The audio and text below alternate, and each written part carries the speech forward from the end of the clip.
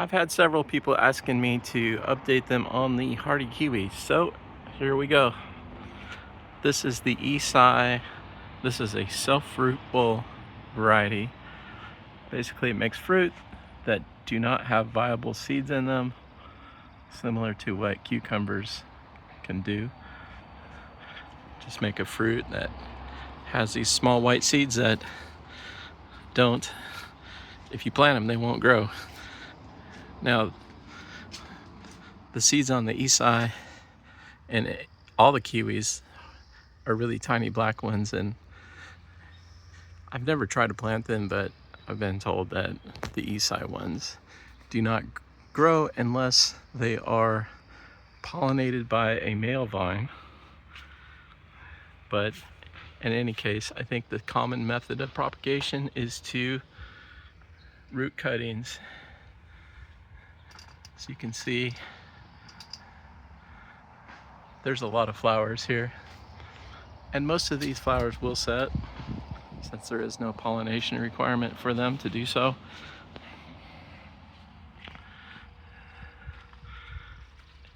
This has a certain type of leaf. It's completely green, including the stems. I believe it's some kind of crossbreed between another species of kiwi. I'm not sure on the history of it. Over here on the Issai, I've grafted a female variety called a jumbo, and this one is setting some fruit. Right here, grafted this a couple years ago, and finally got the male pollinator situation figured out. Now these ones, they have red stems in different shapes of leaves. Over here I'm starting 2 new vines. One is called a Michigan State hardy kiwi. This smaller one over here, and then this is a male variety. Of course, the fire department decides to show. It's been quiet all day, and then the moment I start taking a video, it decides now's the time to fire up the sirens. This is an Ananasnaya, this bigger one. It's hardly made any fruit in the past, but this year it's really starting to set fruit.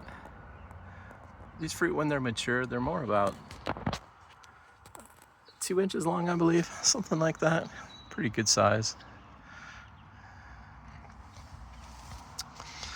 Now the small male vine that I've been growing and planted recently didn't produce flowers this year, but I did a couple of years ago graft a male. The UV's taken out the writing, but this is a male vine that did make flowers, and it did produce a significantly more, I don't know what I was trying to say, a significantly larger amount of flowers this year, which definitely helps explain for the increased pollination on the Ananasnaya and then the jumbo over there. I did grab a few male vines and just kind of, male vine flowers, and I did sort of rub them on some of the female flowers over here in a few spots just to see if it helped. And I noticed all the places I did, those flowers were setting fruit, but I'm also seeing flowers that I didn't rub with the male flower that are also setting fruit. So I'm not sure how much I need to help this thing. This vine in the corner here is called a Ken's Red, which is another hybrid of Arguta and something else. I was reading about it before. I forgot which one it is, but this one is actually flowering for the first time and also appears to be setting fruit. So these are all the Arguta related varieties, and if you're okay with hanging tight for about 30 seconds while I walk across the yard, we had a big storm in the winter, and we had a large tree on the property line which fell down. It sounded like a hurricane blowing outside. And took out the fence. So I'm working on building a new fence now. So I'm coming over here where I have the kolomikta hardy kiwis. Kolomikta is a more hardy version of hardy kiwi that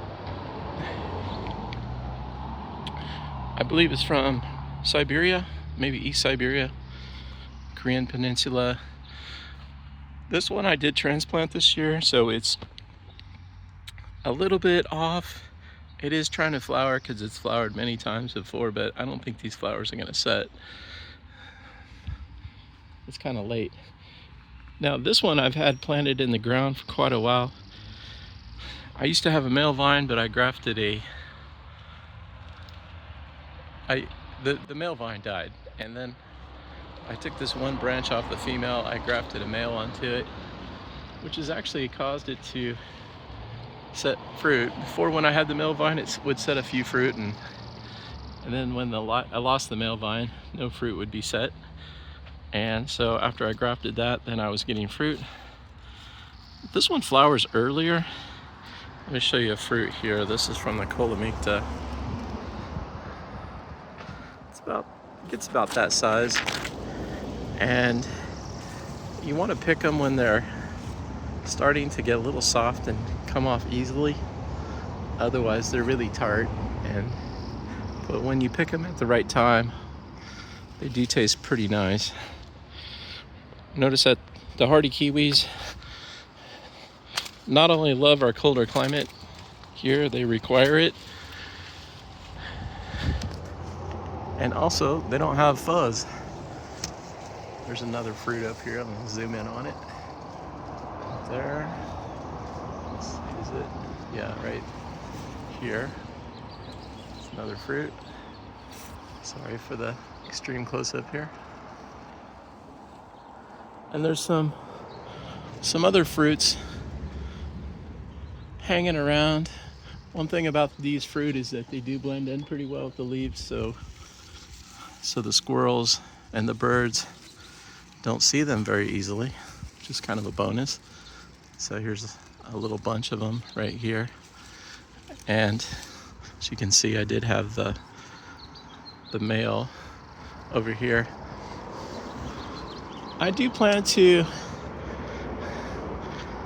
try to graft a male vine over there on that one eventually, after that one settles in, probably next year. Or else I'll just buy another male vine somewhere and plant it somewhere along that fence.